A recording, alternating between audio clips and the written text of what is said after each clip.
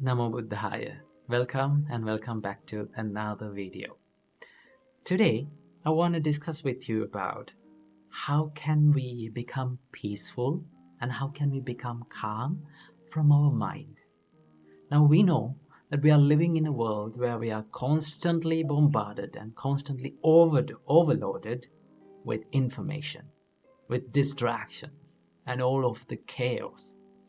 So what happens when we live in such an environment is we become so reactive and we tend to lose our peacefulness, we tend to lose our calmness in our mind. And then what happens is our frustration, stress and depression builds in. So how can we deal with this? And what can we do to eliminate these distractions and these constant chatter in our mind and have a peaceful mind in the middle of chaos? So today I'm going to share a few tips where you can practice in your daily life, and then you can, if you practice this, it will be a great help to find peacefulness and calm in the middle of all the chaos. So the first thing that you have to understand is calmness and peacefulness is not an outer source. It doesn't come from outer world, right? It can be found within. So no matter where you live, no matter what the place you live, no matter what you do, if you really focus on this calmness, and if you're clever enough to find that, then you will be able to find the calmness and peacefulness in the middle of all the chaos. So always remember, calmness and peacefulness should be built and should be developed within, okay? And also, you have to remember one thing, that calmness and peacefulness is not about emptying your mind, right? When you become calm and peaceful, it doesn't say that there's nothing in your mind, no thoughts in your mind, right? Thoughts may appear in your mind, right? There will be lots of thoughts and train of thoughts will be appear in your mind. But when you become really calm and when you become serene from your mind, you tend to not to react to all those stimulations. That is what the real calmness and peacefulness means, okay? Normally, when the thoughts appear, right? When all these kind of trains of thoughts appear in our mind, what happens to us is we oftenly react to them, right? We become panicked and we tend to react to them. So the reason why this happens is because we think the thoughts as us. And we tend to think that I am what I think and I am my thoughts. But in reality, thoughts are not you. You are not your thoughts, right? Thoughts are just like, they're coming and going. It's like clouds, right? There's the sky and there's the clouds, right?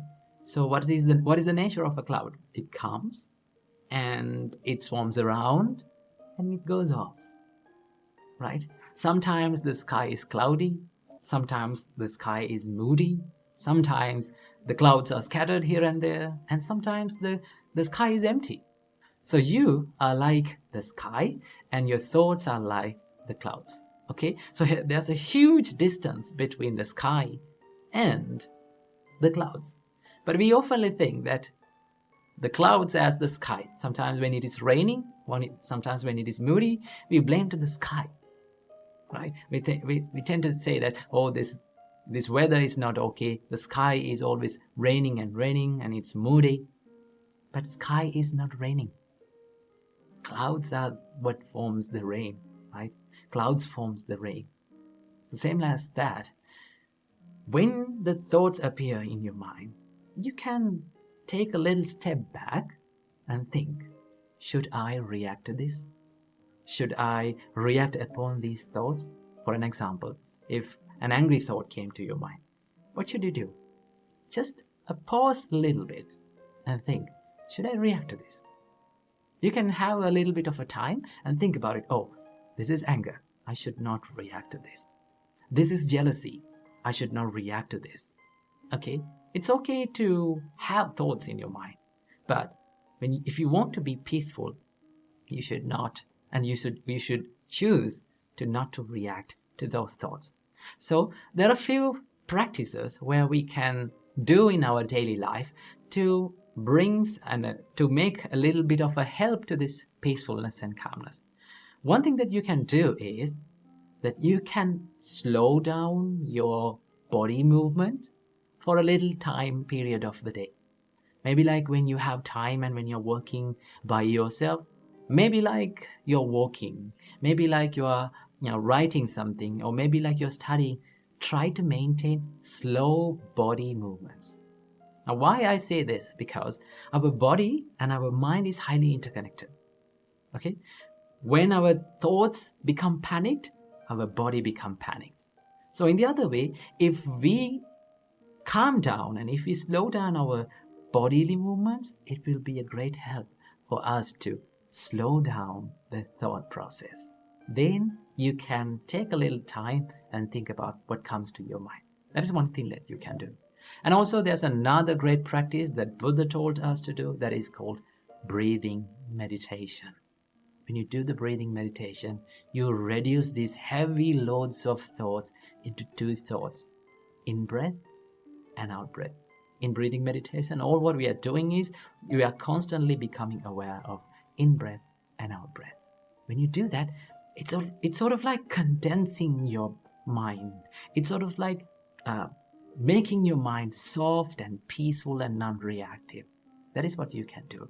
And also there's another thing that you can do, is to not to judge your thoughts and to be aware of your thoughts.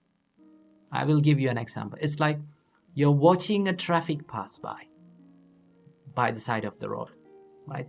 You can see cars and bikes and vans and buses are going, but you're not going to judge them. You're not going to stop them. You're not going to chase behind them. You sit by the road and you just watch them. Let the vehicles be the vehicles and you be you. In the same way, let the thoughts be the thoughts and you be you. When you become less reactive to your thoughts, you can find that peacefulness and calmness in your mind. So I hope you got some light about the calmness and peacefulness from this video.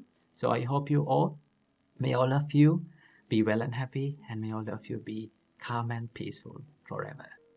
A quick question. Are you having sleepless nights because of these heavy loads of thoughts that are coming and looping inside your mind?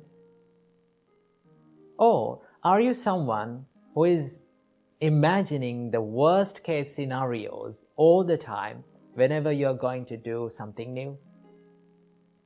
Or are you someone who is worrying about what other people will think of me? Well, if you are such a person, you might be overthinking. So let's find out a way where we can get out of our head and quit overthinking and get the works done. So what we can do for this? Well, the first and the foremost thing that you have to do is to realize that overthinking is not going to help you in the process, right? You can plan, you can analyze, but do not overdo it. If you are over-planning, if you are over-analyzing, it's not going to help you, right? It will distract you from the process. The first thing that you have to realize is that overthinking is not going to help you. The second thing, you can practice to be mindful. Now, this is a practice that you can do to stop overthinking, to be mindful, to practice the mindfulness. So how can we practice the mindfulness? So there are many ways that our great teacher Supreme Buddha taught us to be mindful. One of them is to be mindful about the breathing pattern, which we call anapanasati. Right? When you become more mindful about this inhale and exhale, your mind instantly comes to the present moment. Right? Now you're only thinking about inhale and exhale. You're being mindful about that. Now, instantly, you reduced these thousands and thousands and looping thoughts to 2 thoughts. What are those two thoughts? Inhale and exhale. So when you're thinking like that, and when you become mindful, normally, automatically, you will find the peacefulness and you will stop overthinking about these things, right? So whenever you catch yourself overthinking, what you have to do, take 3 deep breaths in and out, right? And just stay for a while by being mindful about your breathing pattern. Or you can be mindful about your body, right? You can ask from yourself that, how am I sitting now, right? What am I doing now? And you ask these things from yourself, you can answer these things like, I'm sitting now. You can recognize. When you do these things, you can be mindful. If you're mindful, your mind is in the present moment. And when your mind is in the present moment, your mind is in the peacefulness. There's a saying, and it goes like this. If you're sad, then your mind is in the past. If you're anxious, your mind will be in the future.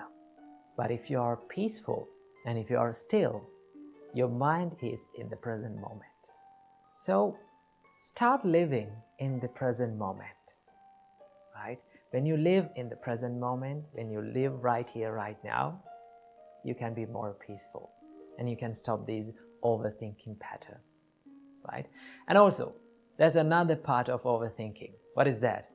The what if question, right? So many people ask from them that, what if this happened?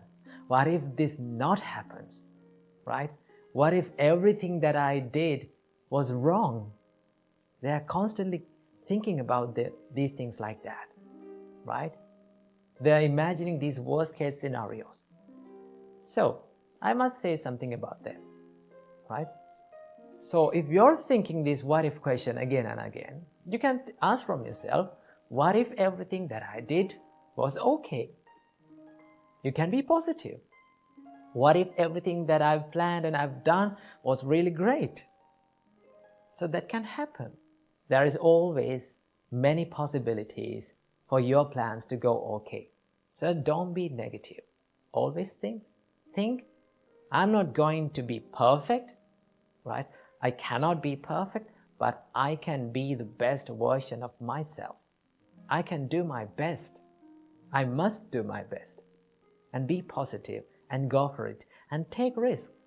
Without taking risks, we cannot be successful in our lives.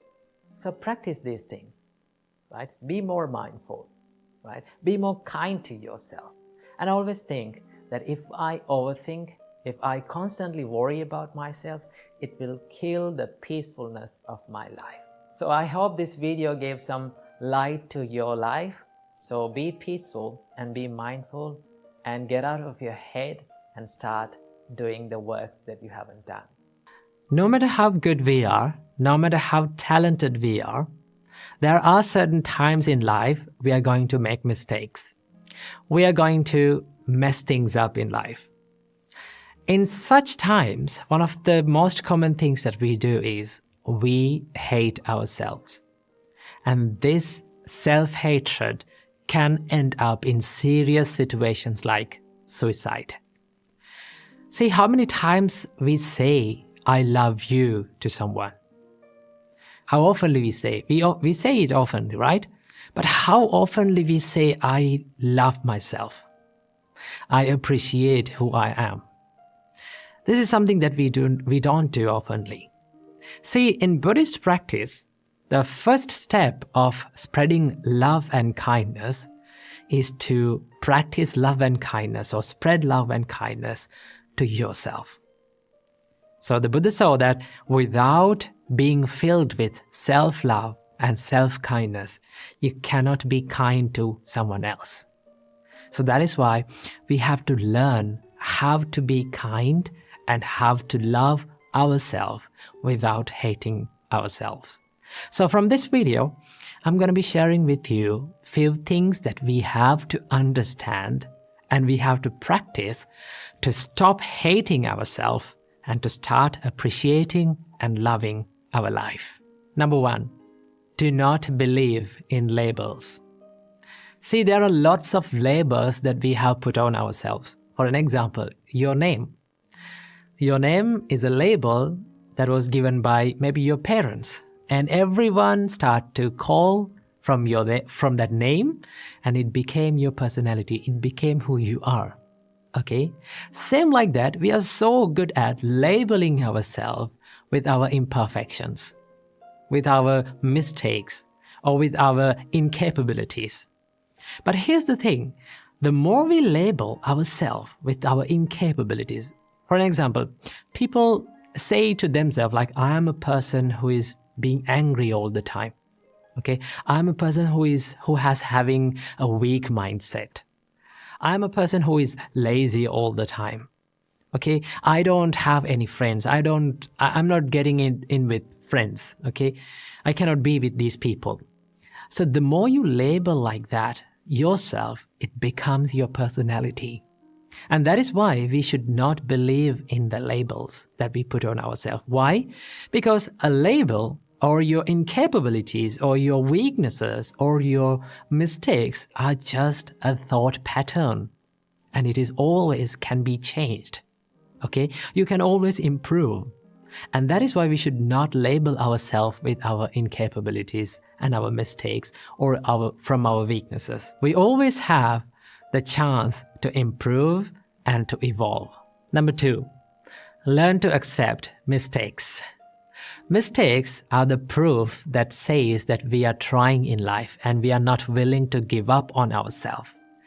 Every great person in this world has made mistakes, and they have learned from their mistakes, and that is how they evolved, and that is how they achieved the greatness.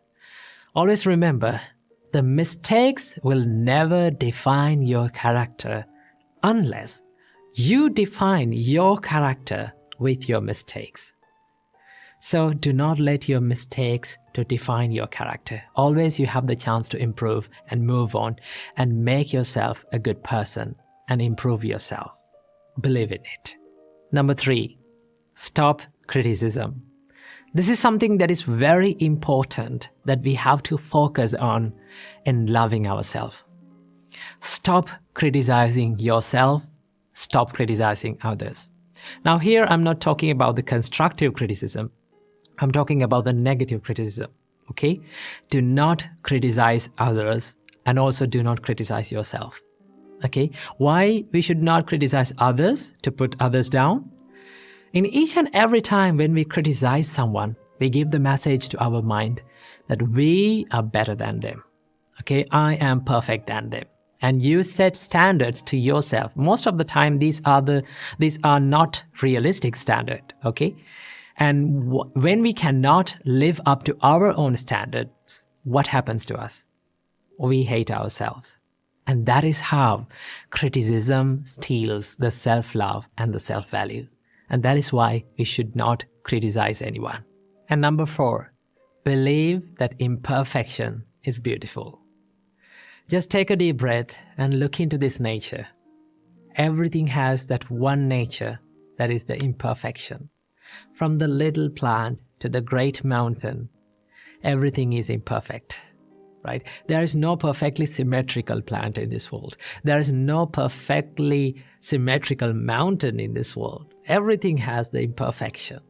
And as humans, we also imperfect human beings, okay? And also it gives the chance for us to evolve. It gives the chance for us to be more productive and be more successful. See, becoming successful and becoming happy is not a destination. It is not a perfection, right? It is always a journey. We have to keep improving ourselves. We have to keep becoming successful, becoming happy. It is a journey that we go through in this life.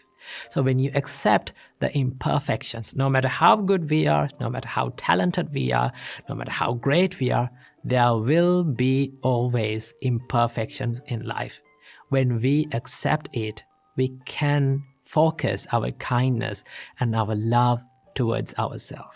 And also, every single day, this is something that you can practice. When you wake up in the morning, just sit on the bed and think, no matter how imperfect I am, no matter what mistake that I do in my life, I'm not going to give up on myself, right? I keep improving myself. I keep making myself a good person, a happier person, and I will never let go of myself.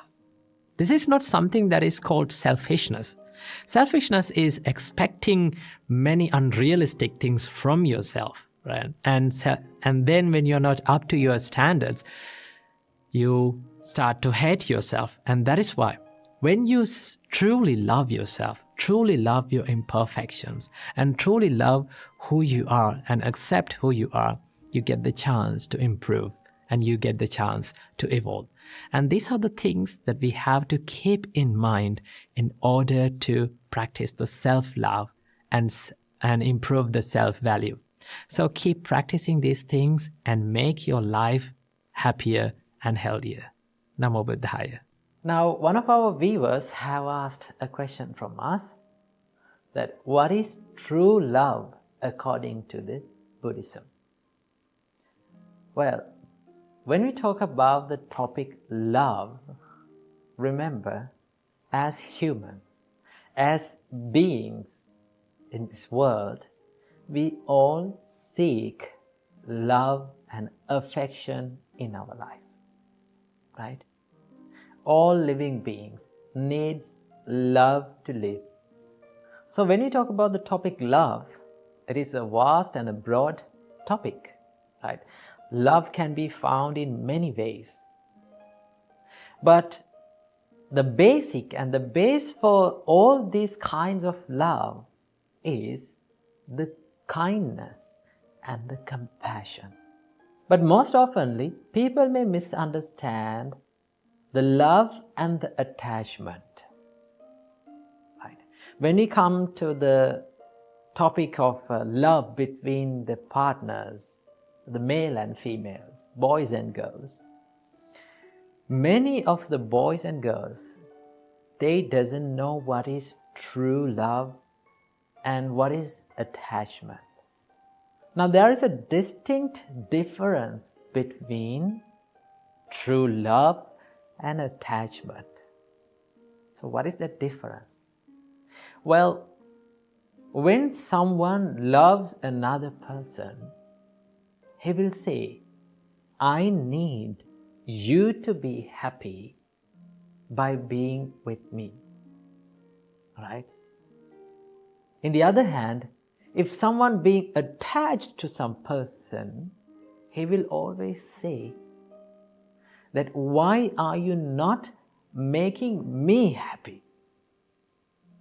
Right? So there is a big difference between these two expressions. When someone loves another person, he will say, I need you to be happy by being with me. That means you are trying to give something to someone, right? You always try to give the happiness to a person. But if you are being attached to someone, right? If you are developing lustful ideas towards someone, your mind will say, why are you not making me happy? You need to make me happy. So that is based on the selfishness, right? The true love is based on unselfishness, right? In the true love, there are many things, many good assets. There are the love, kindness, compassion, patience. These are the basic qualities that leads to the true love, right? If you're loving someone, you need to be kind to that person. You need to be compassionate to that person. You need to feel the sadness of those people. Now, when we talk about the topic compassion, compassion means to suffer with other people. That means if you can feel the pain that is hidden inside the people's life, if you can feel and become empathy, you can feel the empathetic feeling about them, then that is called compassion. If you can share the pain that is in another person with you, then that is compassion. So in true love, you need to have that sharing ability. And also, you need to have the kindness. You need to always wish the well-being of that person. Right? You need always to wish the good of that person. That is how you love truly. Our great teacher Supreme Buddha gave a wonderful explanation for the love. Supreme Buddha said, Mata yatan yang puttang ayusa eka putta manurakhe. As a mother who loves her only child, you should spread that same love to every person in this world. So when we talk about mother's love, parents, they does not expect anything from us. Instead, they love us. Now, when we were small, right, we were doing so many terrible things to our parents, right? Have you seen that the babies do so many terrible things to their parents, right? They drag from their hair, they pinch them, they cry, they yell, but yet the parents still love their children. So when someone is truly loving someone, it's like they're holding them firmly and they're nurturing them, right? But if you are attached to a person, you always expect the things from others, right? You always expect the things that fulfill your desires, right? When someone is attached and when someone is being lustful for someone, that means he's always expecting to fulfill every fulfillment and desire from that person. You're not trying to give something, always you are trying to get something from that person, right? It's like you're holding on to something tightly, right? Suppose you are drawing a cow or a bull. You are holding that cow or a bull from a rope. So when that animal tries to escape, what you are doing is you are holding it tightly, right? The more you hold it tightly, you are the one who is getting hurt, right? You are the one who is getting hurt. If you can let go, what will happen? You are not getting hurt anymore. So when you are being attached to a person, you will always get hurt. And you will never fulfill your desires, because desires and sensual desires, they never get fulfilled. We cannot make ourselves satisfied from those things. Okay? So that is what you call the attachment. In attachment, you hold on to things tightly. There is a great quote that describes about love. If you like a flower, right? If you like a flower, you will pluck that flower. But if you love a flower, you will water the plant, that flower plant. So if you love someone, what you have to do, you have to say that I need you to be happy with me, right? I always wish the happiness of your life. If that happiness includes me, that is better. But if it is not, in that case also, I need you to be happy. That is how you love truly. And that is the difference between the true love and the attachment, right? In true love, you don't expect anything from the person, but still you try to give the happiness to them. In attachment, you always expect the things from people and still you will never be satisfied from them.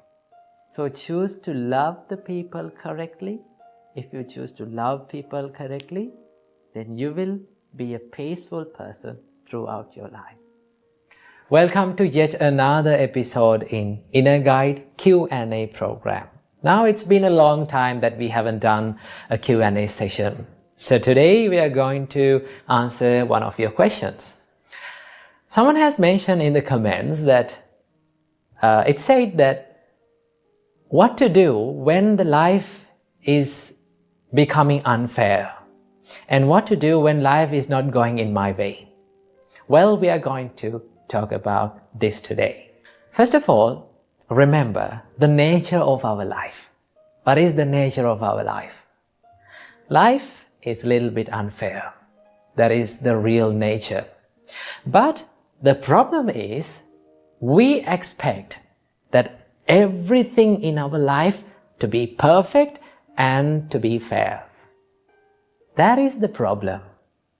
That is where the real problem is. Because Buddha said, if you have expectations, if you have more and more expectations inside yourself, chances are very high for you to feel so stressed. So remember that expectations stands for suffering. If you expect the life to be fair, you will suffer, right? So the nature of our life is, it is a little bit unfair. So how to face such situations, how to face unfair situations in our life? Well, I want you to do 3 things when you face tough situations in your life, right? These are very simple, but yet when you practice it, it is very hard to do that, but you can achieve it. Number 1, first of all, you need to realize what the situation is. That is the first thing that you have to do. If you're going through a hard time, right, you need to analyze about that and see what the problem is. Well, there are 2 types of situations in our life. What is that? First type of situation is the situations which are in our control. Experiences which can be changed by ourselves, right? And the second type of situation is the situations which are out of our control. We cannot do many things about that situation, right? So these are the 2 types of situations that we go through in our life. So first of all, you need to analyze and you need to see what the problem is, whether it is in my control or out of my control. Right? When you realize about the situation, then you can do something about that situation. Okay? That is the first thing you have to do. Analyze the situation. Number 2, if it is a situation that is in your control, just do something to change that situation. So what are the things that are in our control? What are the situations and experiences that we face in our life and which are in our control? Well, if you face a bad time, if you face a stressful situation because of your own faults, because of a mistake that is within yourself, then you can change it. Because we own our mistakes. We are the owners of our mistakes, and the mistakes can only be changed by ourselves. No one can change that. Someone can advise you, someone can show you the path, but no one can make it correct than you. So what you have to do, you have to change the situation. If it is your mistake, correct it. If it is your fault, then do something about it to change that situation. So these are the things that are in our control. Remember. Here's the third one. When we face the situations that are out of our control, how to face that situation? Well, these are the situations we spend most of our time trying to change that, but we cannot do anything about that situation. So what are the situations which are out of our control? There are many things, right? Criticism is out of your control. People's opinions, they're out of our control. How people behave in front of you is totally out of your control. They are their choices, not your own choice.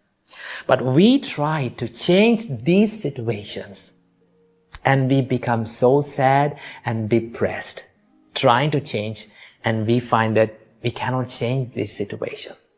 So if you cannot change the situation, what you have to do? You have to change your perspective about the situation, right? You can change the perspective about the situation, because the perspective and the way you see that about that situation is totally in your control. Because your thoughts are in your control, right? So what you need to do is, if you cannot change the situation, change the perspective, change the way you see about that situation. Okay?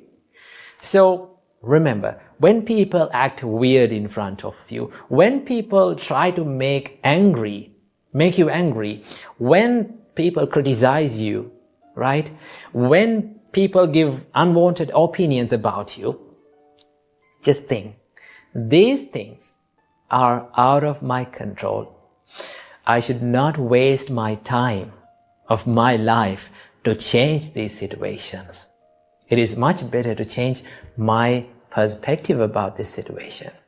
So how can you change the situation? How can you change the perspective? You can be kind to them, right? You can maintain a positive mindset inside you, right? It is much better to maintain a positive mindset daily, every day, right? Listen to some things, positive words every day. It is much better to do that, because the more you listen to the positive words, positive ideas, right? Then the more you become positive inside, right? Then you can change your perspective about the situation. That is what you can do. Always remember what Buddha said. It is a nice quote that Buddha said that describes about the life. Buddha said, "Achinti tampi bhavati, chinti tampi vinasati." That is one of the greatest and one of the nicest quotes that Buddha have told about the life. In life, Buddha said, "Achinti tampi bhavati." Most of the times, unexpected things happen. Isn't that true? We don't know what will happen in the next time, right? It is a mystery. So in life, always unexpected things happen. And the things that we expected will going to be destroyed, right? If we expect something, we don't get the same thing. That is the thing. So remember that quote that was said by the Buddha. Achinti tampi bhavati, chinti tampi vinasati. Right? And there's another quote that was said by the Buddha. Sadharanang vihanyanti. If you expect the life to be fair, chances are more that for you to suffer in your life. So live with less expectations, right? If you're going through a tough situation, just analyze the situation, realize about the situation, and if you can change the situation, do something about it.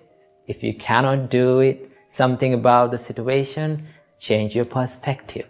That is what you can do when the life is not going in your way. So make your life a peaceful one with the teaching that we all struggle to say, and that is no. N-O, no. Two simple letters, one simple word, but saying no can be the most hardest thing in life to do. Why we struggle to say no? The reason why we struggle to say no is because we have gotten used to say yes to many unimportant things in life. Okay? When we say yes to unimportant things in life, what happens to us? We miss the chance and we miss the time to say yes to the important things in life and to the things that really matters to us. Okay? And that is why we need to learn how to say no to unimportant things and how to say yes and how to be more focused on saying yes to the important things in life. Okay? So the reason why I'm doing this video is because a couple of days ago, I came across this word. When I was chanting, I came across this word in Karanimettha Sutta. The Buddha says, Appakicho, do less. If you practice the Buddha's teachings, if you practice the spiritual path, or in any area of your life, you have to do less. Do not do more. Now, the society says the quite opposite thing to us. The society says that do more. The more you do, the more you achieve. Do many things as much as you can, then you will achieve. But turns out doing more will not help us to be more productive. Okay? To be more productive in what we are doing. To be more productive what really matters to in life. So that is why we have to master to say no to certain things in life. And really be focused on what really matters to us. So from this video, I'm going to be sharing with you 5 tips that will help you to say no to unimportant things in life and to say yes and to be more focused on what really matters to you. Before learning how to say no to unimportant things in life, we have to understand why we say yes to unimportant things in life. The reason why we say yes to unimportant things is because of fear most of the time. Sometimes it is because of the fear of missing out. Sometimes it is the fear of letting someone down. Sometimes it is the fear of the only one to say no. Okay? Sometimes it is the fear of making the wrong decision. So that is why we say yes to unimportant things in life. And sometimes we say yes not only to the people, but also for the things in life. Okay? For an example, let's say you're studying. While you're studying, you have the mobile phone beside you. Okay? All of a sudden, you see a notification pops up on your phone. Now, you know that you're studying and you know that you have to be really focused on that. Okay? But you pick up the phone and you check what it is. Sometimes it is not necessary for you, but you check it and you say yes to that distraction. Let's say sometimes you plan to learn or to meditate in an evening. All of a sudden, you get a call from your friend and say that they ask for you to come with them to go shopping, maybe go to a party or to go to a walk. Because of fear of putting that person down or letting that someone down or to say no, we say yes to them. Okay? So when you say yes to them, sometimes we miss the chance and we miss that valuable time to be focused, to be more focused on what really matters to us. Okay? What really helps us to achieve our larger purpose in life. And that is why we have to learn how to say no correctly. So here are the few steps that you can help you to achieve that. The first step to saying no to unimportant things in life is to build a good self-awareness. Okay? You have to have a good understanding what really matters to you and why you say yes to certain things and why you say no to certain things. When you're aware of that, then you can easily say yes to important things in life and no to unimportant things in life. So before saying yes to something, just ask from yourself this question, why? Why am I saying yes to this? Okay? Before saying yes to something or to a person, just figure out why you say yes to that person or why you say yes to that thing. Okay? Before you say no to certain things, you have to figure out why you are saying no to certain things in life. For an example, let's say you need to check your mobile phone. Okay, your mind says to check your mobile phone. Before doing that, you have to ask from yourself, why? why am I doing this? Why should I do this? When you ask from yourself that question, you become more aware of yourself. You become more aware of what you're doing. The Buddha says, before you do something or before you say something, just ask from yourself that, is it helpful for me? Is this thing that I'm going to do is helpful for me or helpful for others? Is it good for me? Is it good for others?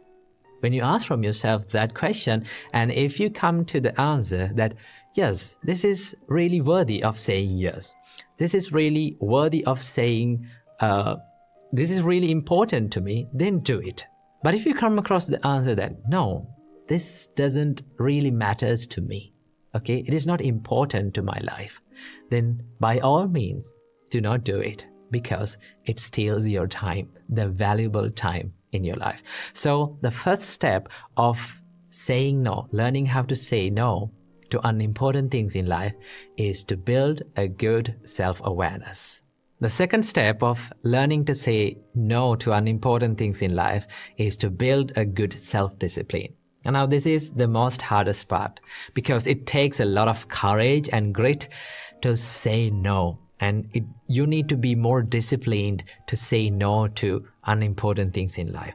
Because sometimes the things that we say no, we have to say no to unimportant things in life, may be the most enjoyable things in life. Okay, let's say like we all like to enjoy in life, but sometimes those things that makes us enjoyable will not help us to be more productive.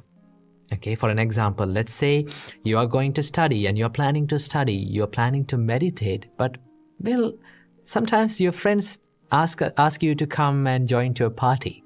Okay, now you like to go to a party, but you know that the most important thing in your life is the learning process. That is what helps you to achieve more success.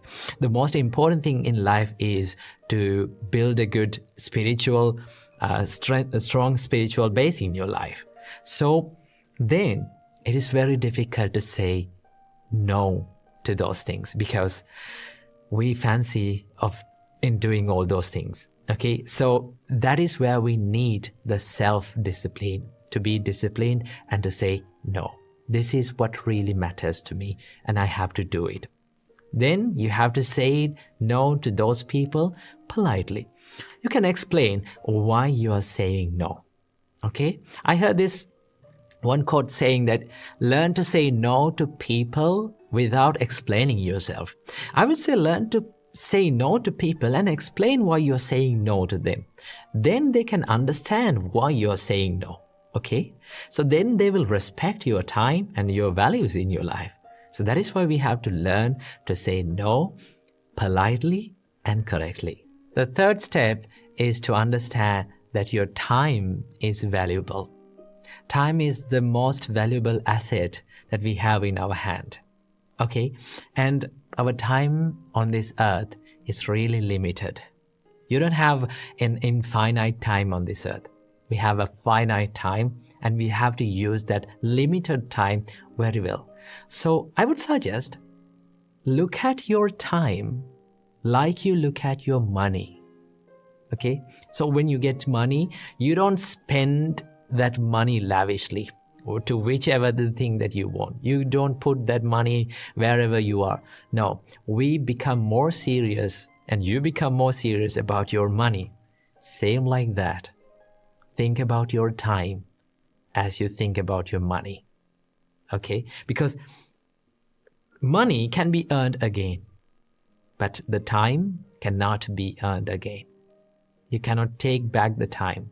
It is limited. And that is why in this limited time, you have to do the best thing that you can do. Okay, be more serious when it comes to time. Don't waste it. Okay, it is the most valuable asset that we have. If you value time, if you respect your time, then you can say no to unimportant things, and then you can learn to say yes to what really matters in your life. Okay, so respect your time and also respect other people's time as well. And the next step is to ask this magic question. The magic question is it really necessary? Before you say something, before you do something, before you say yes to someone or something, ask, is it really necessary? Do I really have to do it? Okay? Sometimes because we say yes to unimportant things in life is because we don't know that we don't really need it. For an example, let's say you came back home after a tired day, okay? And you say yes to social media. And you scroll through and it steals maybe 1 or 2 hours of your valuable time.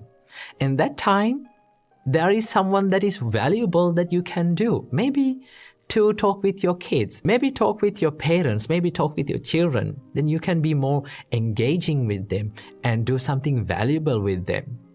Instead of hanging out in social media and wasting that valuable time, just we can do something valuable. Before doing that, we have to ask, is it really necessary? Do I really have to do it? Then you can decide what to say no and what to say yes. Okay? So keep that in your mind. And the final step is to figure out what is really important to you. What really matters to you. Now, the most of the time, the reason why we say yes to unimportant things in life is because we haven't figured out what really matters in life. Okay, what really matters to us.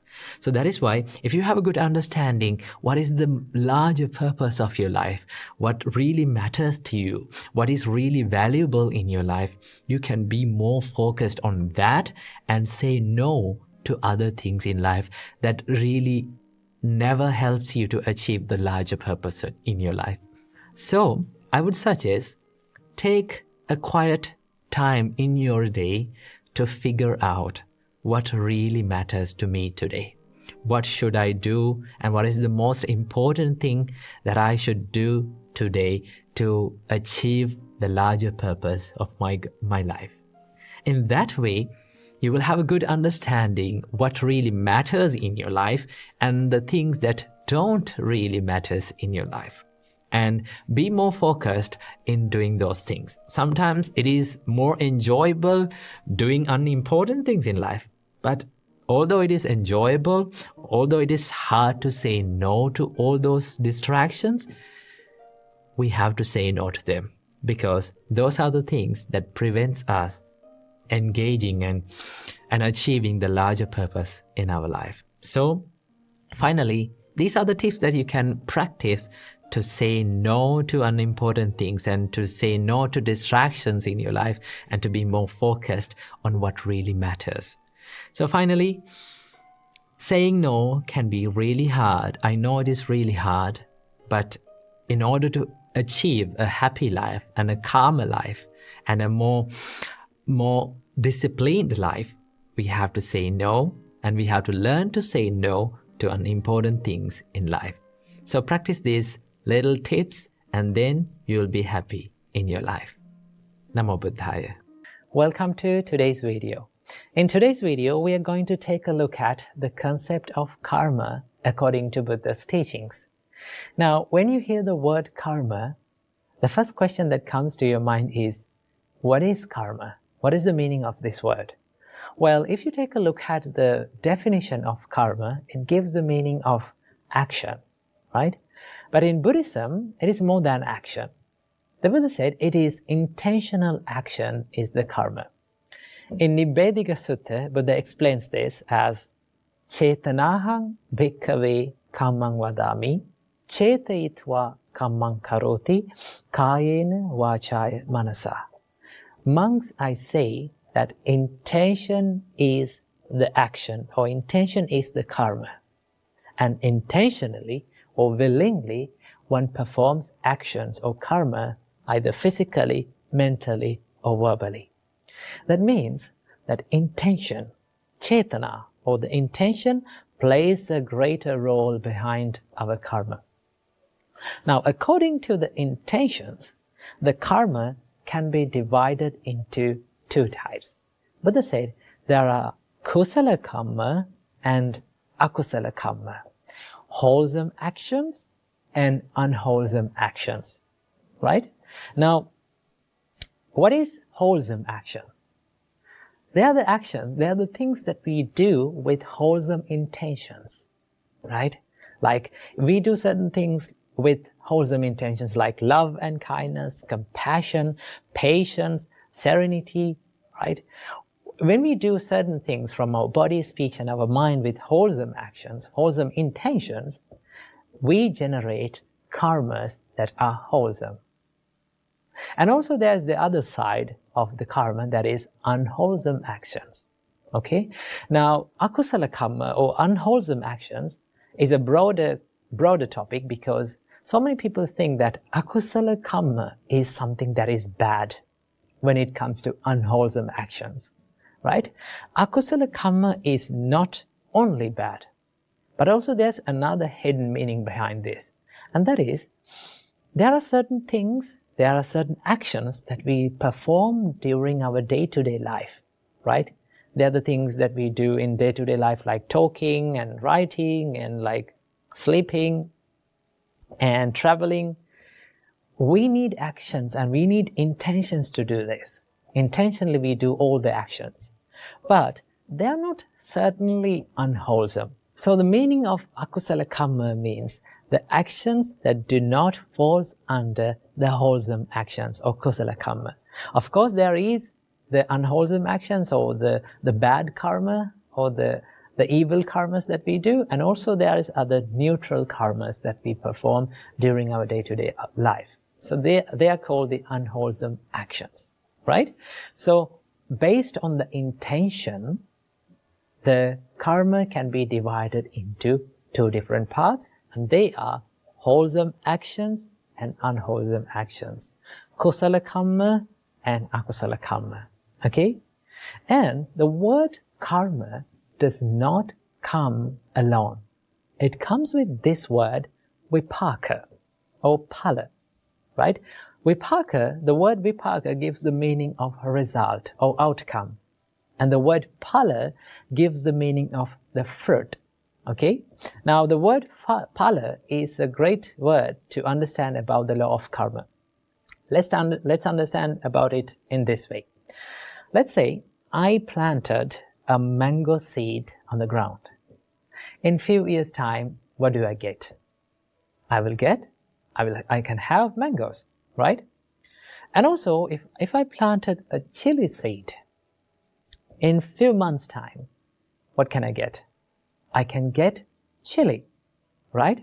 So, when we plant something, a seed, it has the potential to give the result in the future, right? If I planted a mango seed, that mango seed has the potential, it has the ability to generate mango fruits in the future. Okay? Same like that. If I did a certain karma in this moment, right? If with an intention, if I perform an action in this moment, it has the potential to create a series of experiences in the future, whether it is good or bad, right? So remember, the vipaka is the effect that we are going to get in the future, right? Now, this whole idea behind this law of karma is the law of cause and effect. When we make the conditions for something, then we are going to get the results out of it in the future. Now, the nature of the results highly dependent on the nature of the karma that we perform today. Let's understand about this in this way. Now, I planted the mango seed, right? That mango seed had the power to generate mangoes in the future, right? But if I wish this mango seed to give chilies in the future, no matter how hard I wish, I will never get chili out of it. I get mangoes because it has the nature of generating mangoes. Same like that, right? If I did an action with an intention, it has the power to generate the experiences or the vipakas in the future. So if the nature of this karma that I am performing today has the intention of wholesome or if I did with a pure mind, a pure intention, it can generate desirable experiences in the future, desirable results in the future, because that is the nature of this seed of karma. In the same way, if I did something unwholesome with an unwholesome intention, I will get unwholesome or undesirable experiences in the future, because it has the nature of generating undesirable experiences in the future. So this is the whole idea behind the law of karma. Now, why do we need to understand about the law of karma and how karma works? Now, if you had a good understanding about the law of karma and how karma works, it is very easy to be compassionate on others. And it is very easy to be compassionate on yourself. Right? There are certain things and certain experiences that happens due to our past karmas. Right? Now, according to Buddhism, we believe that we are coming from a long journey of rebirth that is called samsara. Now, in this long samsara, we have performed both good and bad karmas. So, in this life, we are going to get some sort of experiences from our past karmas. Okay? So, if you take a look at that, when the tough times comes, when the problems comes to your mind, sometimes people blame to themselves. People hate themselves and think like, I'm a bad person, right? I'm a bad person. I'm a negative person. No, right? Just because you performed a bad karma doesn't say that you're a bad person. Okay? Because each and everyone, we are living in this society, in this world, perform good and bad karma. Okay? So we don't want to hate ourselves. We can be compassionate on ourselves, right? Everyone is subjected to this law of karma. And also, if you have a good understanding about the law of karma, it is very easy to be mindful and be in this present moment. Why? Because sometimes we worry about the things that has happened in the past, right? We worry about the things that we have done in the past. And we think like, oh, I did this thing and my whole life is ruined, right? Of course, you cannot change the past, right? That is the truth. You cannot change the past. And also, you cannot stop the outcomes of the things that you have done in the past, or the results or the vipakas that you have done in the past. Okay? You cannot change it.